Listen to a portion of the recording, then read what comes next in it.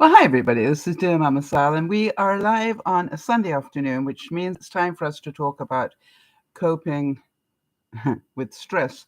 And I would suggest that it is probably not just in my household that the stress today is about all that is going on in Israel at the moment and the Gaza Strip. So, what I thought I would do is I would actually talk a little bit about coping with fear because I'm certain that a lot of us are dealing with it and how it relates to our general life over and above what is happening over there. So before we do that though, just thoughts and prayers obviously for everybody that was involved in the initial conflict and may be involved in future terrifying stuff. But also, I wonder how many of you heard about the earthquake in Afghanistan, which happened on the same day and didn't get the coverage that Israel did. And the reason that I mention that is in order to just balance it a bit. As sad as I was to hear the number of lives that were lost, in Israel, do you realize that over 2,000 people died in Afghanistan on the same day? So the world is full of some funny stuff, right? So for those of you who are Canadian, happy Thanksgiving. And for those of you who are American, we have our own. So it's our Thanksgiving weekend, and just a big hug to all of you, and thanks to all of you for being here and supporting us throughout the time. I saw that Chris is here, Jeannie's here. Hi, Jeannie. Charlotte's here, and yeah, exactly, Charlotte. Happy Thanksgiving. I think I don't think we have any birthdays this week. So if you're a regular viewer and I've missed your birthday, please let me know because it means it's not on our database. And so let's talk a little bit. I saw a quote today that said, "Fear is the path to the dark side. Fear leads to anger. Anger leads to hate. And hate leads to suffering." I don't know about you, but I thought that just about sums up the world at the moment, right? Fear is the path to the dark side. Fear leads to anger. You've all been there. Anger leads to hate. I've been there. And hate leads to suffering. I've been there big time. Hi there, Jody. Good to see you. And Sandy as well. And so I wanted to start with that because I totally agree that what Hamas did was horrid. Um, and what Israel will do in retaliation will be 10 times horrid because they've always said for every one Israeli you hit, we will hit 10 of yours. So it's going to be 10 times worse going back the other way. And so, so many more innocent people will lose their lives.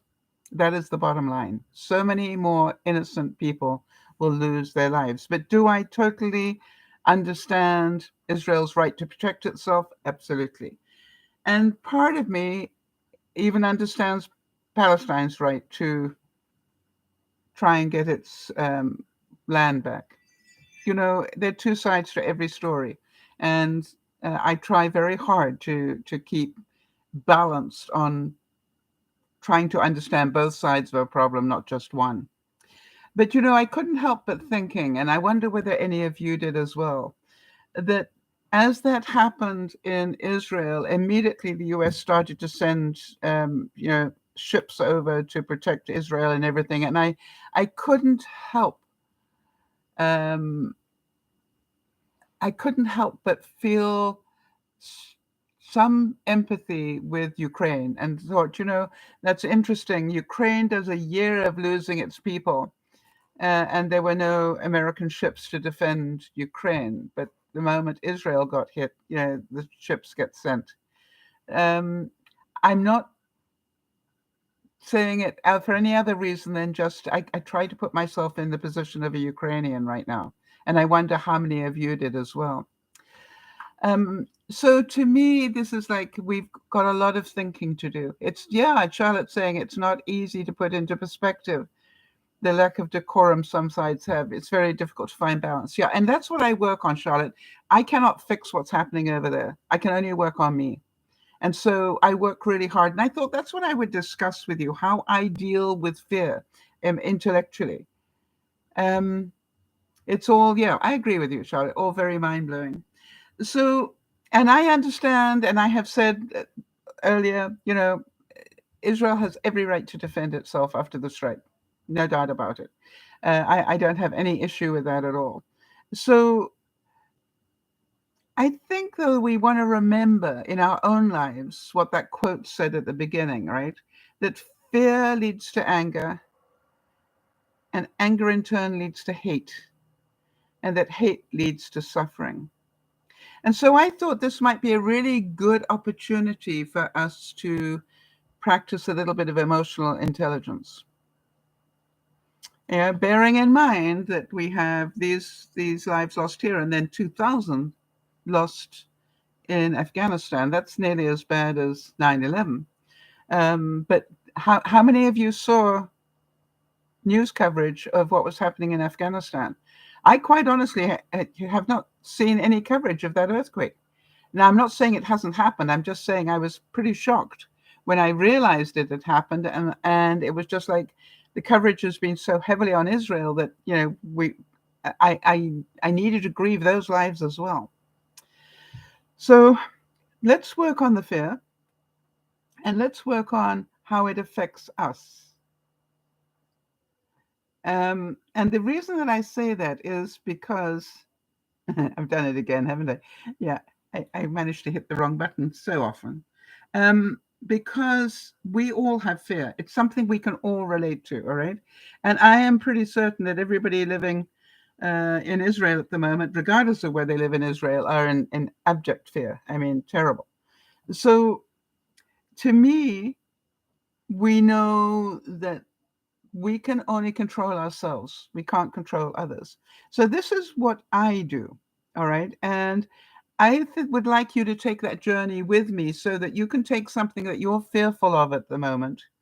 And as I process through this, you can hopefully process through something that you're dealing with, all right? And what I realize is that if we can process the fear when it's just in the fear level, it doesn't have to go that much deeper, all right? It doesn't have to go into that anger and then into the hatred and all that, those sort of things. So wherever possible, do that. I found a quote that said, it's okay to be scared of what lies ahead. You are not alone in feeling this way, nor are you burdened for it. No matter how much other people have made you believe otherwise.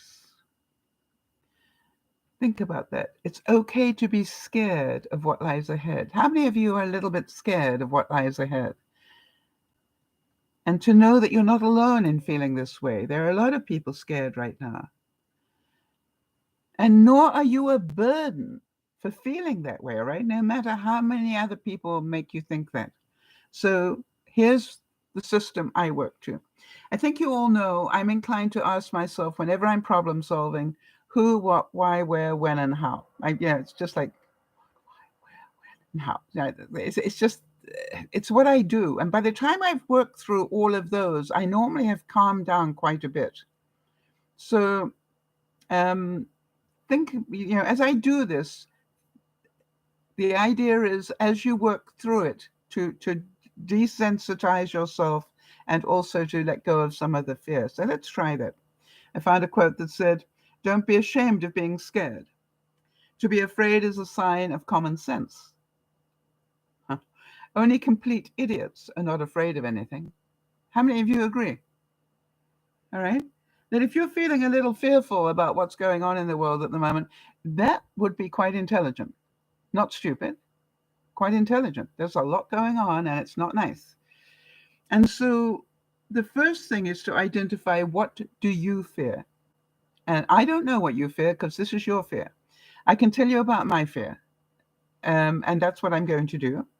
And my fear, of course, number one, is that there'll be a much bigger war because we are now involving, two different ideologies. And so I'm really sort of quite fearful of the fact that the war will escalate. I'm also obviously fearful of how many more lives will need to be lost before we can settle this. I fear for the damage that might be done and continue to be done, quite honestly. What about all those misplaced families? What about those hostages? I fear for them. And what about all the innocent children, and especially those that were taken as hostages? And so, what about the animals? All right. Now, Jeannie's making a point that what happened in Afghanistan is a result of a natural disaster. What happened in Israel is man-made. Totally agree with you. But it doesn't make the loss of 2,000 lives any less painful for those that are affected and those that knew those people. And I guess that's where I come from, which is that it's like I just didn't see any coverage, and that worried me. Um, so how many of you are fearful for the people in Palestine? How many of you can see both sides of this? And however bad what they've done is, some people, extremists have done, however bad that is, they're going to be an awful lot of innocent people. And I fear for them. And I fear for their families as well. Just me. And then I ask myself, what about the businesses that are being, that will lose their livelihood now because of all that is going on? What about all those buildings that are going to be destroyed? All right. What about the land that will be littered with shrapnel and possible toxins? I'm fearful of those sort of things. I'm also fearful for the travel industry that will be heavily affected. And the reason I know that is, guess what? My friend Marnie was due to go on a trip of the Holy Land in a couple of weeks. Guess what? She and a lot of other people, I am sure, will be canceling their trips at this time of the year. How important is this season to the Holy Land in terms of their tourism? So I am fearful for that. Heartbroken for so many people that will be affected. All the people that serve the tourist industry, all the restaurants, all the waiters, all those sort of things. It's a big ripple. That's really going to do incredible harm to the infrastructure. Yeah, Jeannie's saying that she actually saw some of the shrapnel in the arms of some of her friends after the Yom Kippur War. Well, so it's like, yeah, it's not nice stuff, no doubt about it.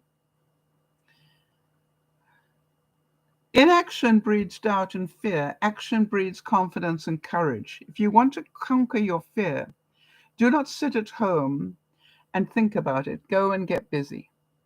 That was from Dale Carnegie. And what I really realized was that after I'd listed my fears, that my fears are not going to help anybody. Fact. My fears are not going to help anybody. So the next thing I ask myself is what? What am I going to do with my fear? What am I going to do about it? Because if I don't do something about the fear, it will turn, to hate and anger, and then to hate and or nasty stuff, right? So what I decided was, I need to decide what I want to do. Which organization am I going to donate money to? And I wonder if any of you've thought about that, because a lot of people will need aid, obviously. And so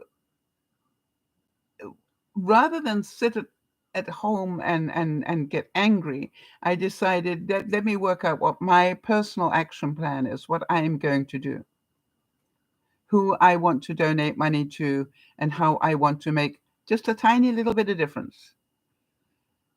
And then, yeah, I'm getting to that one, Jeannie. I will take the time to keep myself calm and to research, all right, so that I can help others know where to donate stuff to. It is said that fears are nothing more than a state of mind. Think about that. That fear is a state of mind. So the other thing that came to me was that if I can do something positive, right, I can ask myself, is there any way that this conflict reflects my life at all? Turn that mirror and take these horrific world events and go, is there any way that this is a mirror image of something that's going on in my life at the moment? How many of you are in conflict with somebody at the moment? And the chances are quite a few of you, because you're human. And so maybe this is an opportunity for you to say, rather than be like what we're witnessing, I choose to make amends, or I choose to find peace, or I choose to let it go, or whatever. You see, you can choose to use these things as a moment to reflect and mend the conflicts in your own life. Why is another question I ask.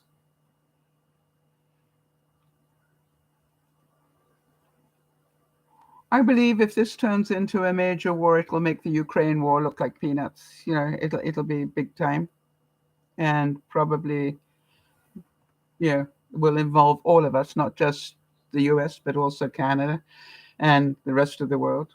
And so I choose not to worry myself sick, because fear is only as deep as the mind allows. So I keep stopping it, but I'm aware of it, because I want to be aware of it so I don't overwhelm. Where is the next question? The key to success is to focus our conscious mind on things we desire, not the things that we fear.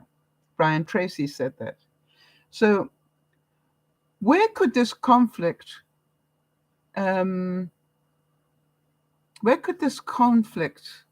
escalate to? And where in my life am I not dealing with that sort of conflict that could escalate as well? It's balance, right? And therefore, what I need to do is to compartmentalize this whole situation. I cannot sit and think about it all day long, because it will just destroy my peace of mind.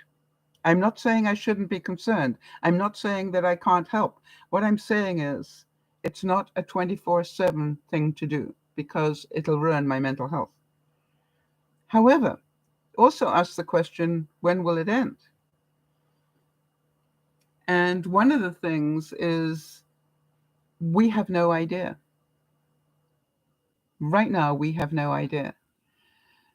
The same way as we probably thought that the Ukraine war would be over in a couple of weeks or months, and it isn't. This could be another one of those drawn out wars. But my history tells us that most of those wars are in Israel are sorted out pretty quickly, aren't they? The 5-day war, and those sort of things. They're inclined to deal with this very quickly, because Big Brother comes to help. Yeah, Jeannie's saying, it's like watching TV over and over again, right? Watching the same news over and over again and not taking an emotional break. I really want to tell you something very important for you to do that. So I have learned to protect my inner peace from things that I cannot control. Lady Bird Johnson said, become so wrapped up in something that you forget to be afraid. In other words, take the time to do other things intentionally, and just go, I cannot sit here and just watch the news, right? Because I know what that will do to my mental health. So luckily I had Yvonne and Wade came over for dinner last night. Can you understand that gave me a nice break from worrying about what's going on? And one of the things that I said, and I don't know if you guys can see it, but one of the things that I said to Yvonne is, I'm not wearing any makeup, and can you see that my color is coming back in my face? And I'm not sure if you guys can see it because of the lights, but I'm actually beginning to get color back into my face, and I'm not wearing makeup, So, and she said it's absolutely amazing how that is happening. And I said, yeah, I agree. Anyway, so and we had some laughs. One of the things is when they came to dinner, I said, all right, you got a choice. You can either have bœuf bourguignon or you can have beef stew with red wine. And Wade burst out laughing and looked at Yvonne and said they're the same thing. It was really good. Really good. Even though I say so myself, and I did, I had asked them whether they wanted roast potatoes or mashed potatoes with it, and they wanted roast, so I did roast potatoes. And I know that Wade likes Brussels sprouts and Yvonne doesn't, so I did Brussels sprouts and peas. And then I had lots of vegetables in the meal as well. So it was quite a big meal, and we all thoroughly enjoyed it.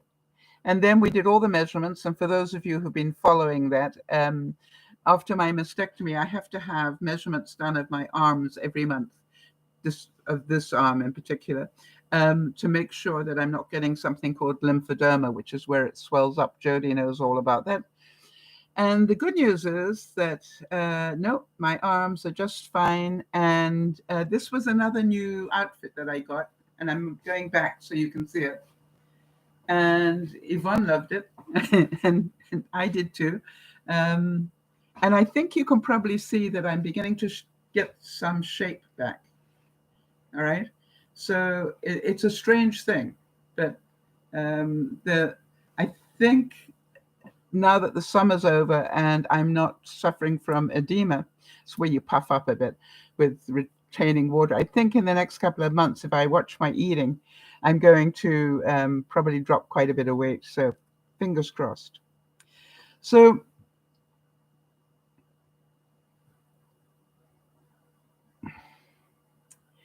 I am aware that this thing can get a whole lot worse before it gets a whole lot better. And I'm prepared for that. Remember, be prepared, not scared. How many times have we said that? I'm prepared for it to get worse before it gets better. But I have no idea how long it'll last. None of us do, right? It is said that if you are scared, you die every day. And if you're not scared, you die only once.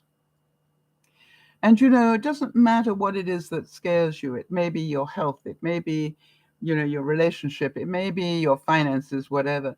But if you live your life in fear, you don't live. And that is the point that I want to make, is these things are really good for making us revisit what's going on in our lives. So I intend to take some time to be very grateful for all the good that I've got going on in this very troubled world. And I understand there's no such thing as a safe place. And just because I live in Canada doesn't make it any safer than Israel, quite honestly. Who knows? I think I'm on the path if North Korea decides to send a missile.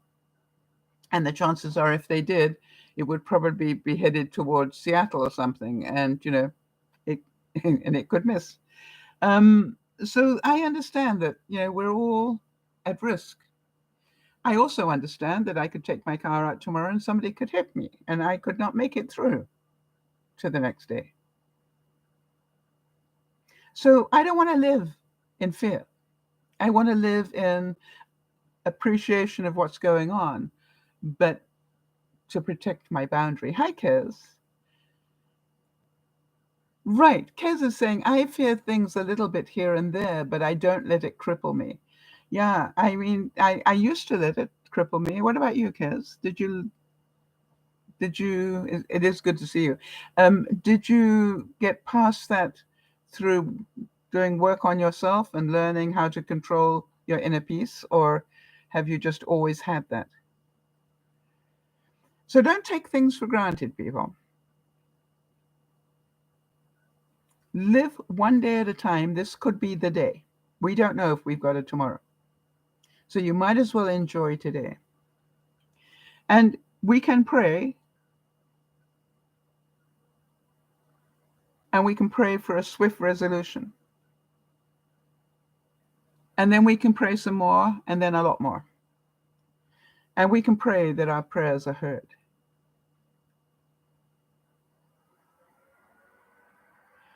And that is where I want you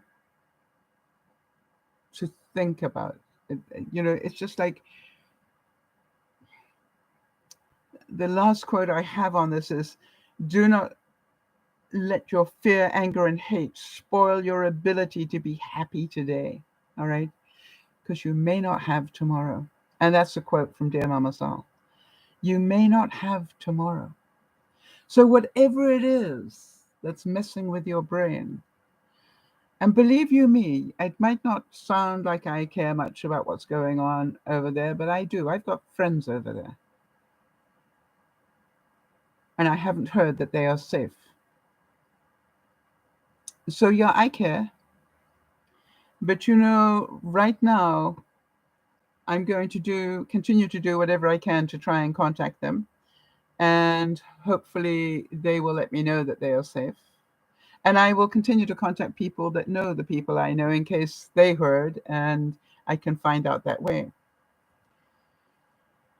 But I need to look after me and the people around me and remind them that I love them. And that's what I think all this is about, right? It's an opportunity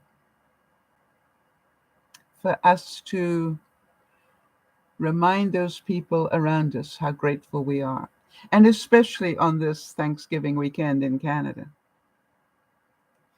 So that's my side of it.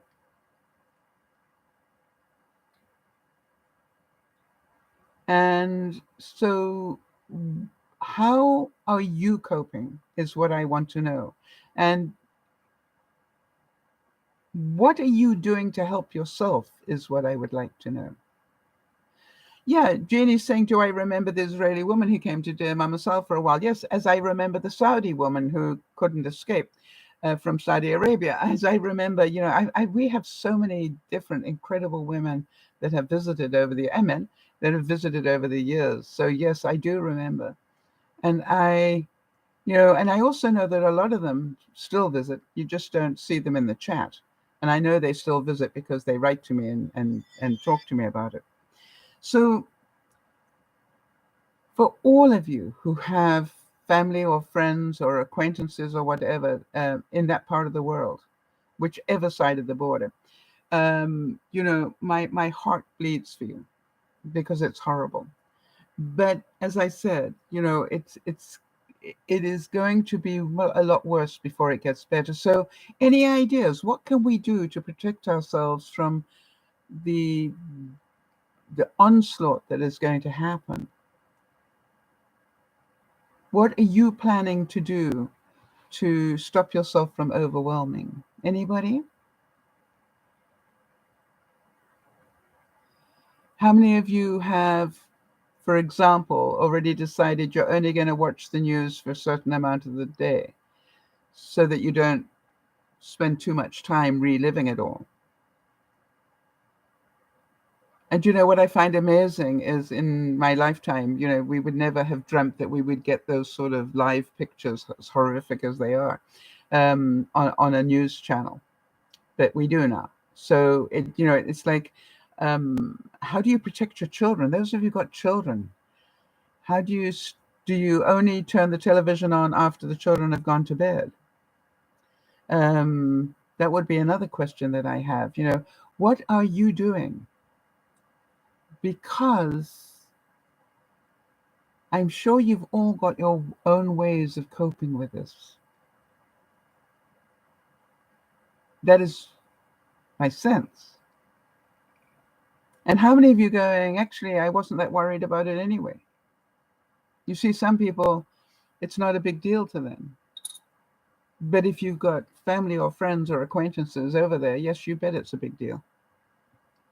I just literally, I wrote to Marnie and I said, I know this sounds terrible, but I'm just so grateful that you hadn't gone over there yet. that it wasn't 2 weeks from now. Um, because I think that would have had a totally different reaction from you. So give it a lot of thought.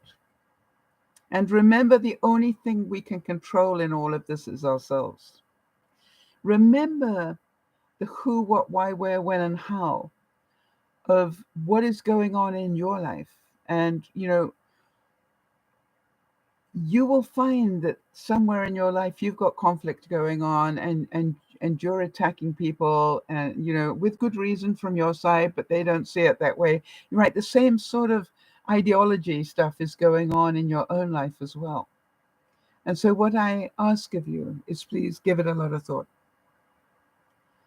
and not just think about Israel or Palestine or Ukraine or the US or Canada or any other. It's like, what are we going to do as a world before we destroy one another?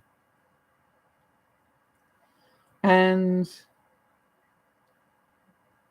that would be right. All right. So Kez is saying she's in her 30s, slowly working on accepting scary things will happen all through my life after worrying too much in my 20s. I listen to uplifting music, watch comedy movies and shows. I do arts and crafts. Smart lady, Kez. All right. And that is really looking after. Jody would call that great self-care. All right. So if you already find yourself getting angry, if you already find yourself blaming one side, and all those negative things, I'm not saying don't feel them, because we should feel them and we should be outraged. But I've always said that terrorism depends which side of the fence you sit. All right. And I'm not siding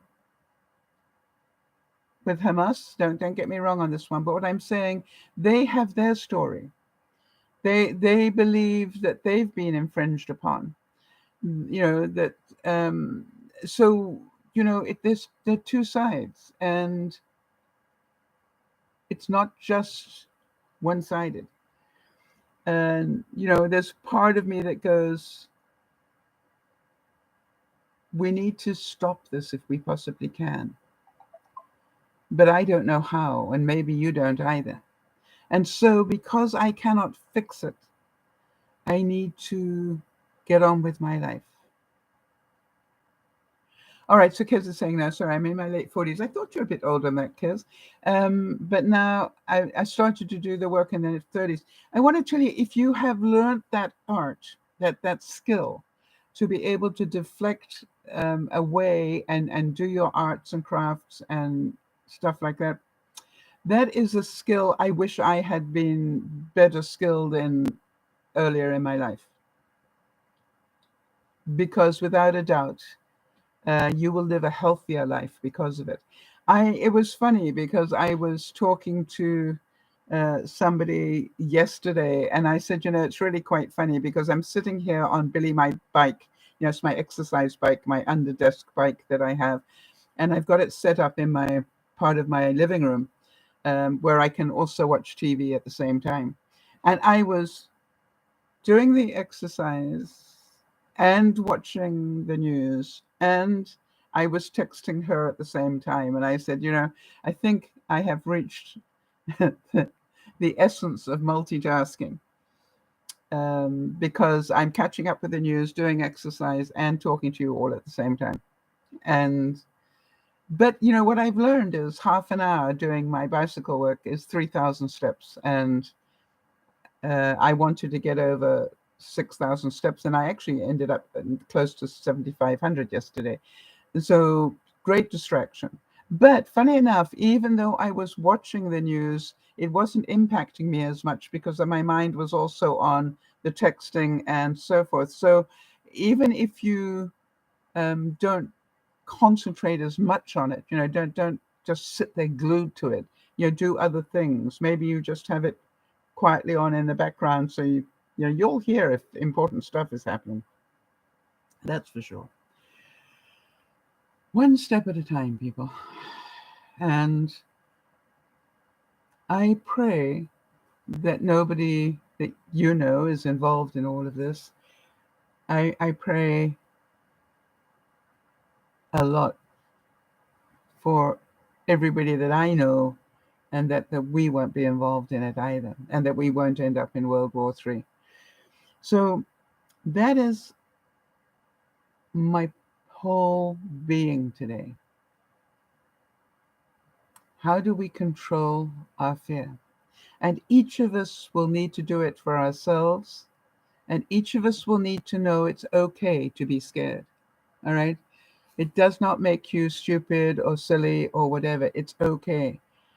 And if you can't control your fear, then do you have somebody that can help you talk your way through it? Which is another very important part. Now, some of you will talk to God to do it, and that's called prayer, and a very valuable thing to do if you are a strong believer, if you have that faith. And luckily I do, and I know a lot of you do. But the thing is this: if you don't have faith, then find somebody that somebody you enjoy talking to that can help maybe just distract you away from watching television for a while. Make a telephone call. Go, I can't watch this anymore. I need to talk to you and do something different. The other thing is, think about who you know that will be impacted by this, because sometimes the best way to deal with our stuff is to help somebody with theirs. Does that make sense? The best way to help yourself is to help somebody else deal with it. And so who do you know that will be impacted by this? Or who do you know that's got family or friends over there? It's like, do your bit. And you spend half an hour on the phone with that person, they will remember you for a lifetime, that you cared enough to phone them. And that's really important as well. All right, so that's it for today, because that is enough. It's a lot to think about, but it's also a lot to do. So I'm praying that you will all have a wonderful weekend, for what's left of it. For those of you in Canada, enjoy Thanksgiving. I'm going to be going to a Thanksgiving dinner tomorrow. But please, if you are struggling with this in any way, and if I can help you in any way, remember to write to me at DearMamaSal@gmail.com. And, if you have nobody else to talk to, please talk to me or to Jody or to Jeannie or one of the viewers here that and talk with them. And remember, there are always two sides to the story, and that we need to listen to both sides and try very hard to understand both sides, however difficult that is. This is DearMamaSal saying we'll see you on Friday, hopefully, God willing, and we will have hopefully a great weekend and a great week until then. So bye-bye for now, and thanks, Jody, for being here. Thanks, Jenny, for the backup, and we'll see you on Friday. Bye-bye.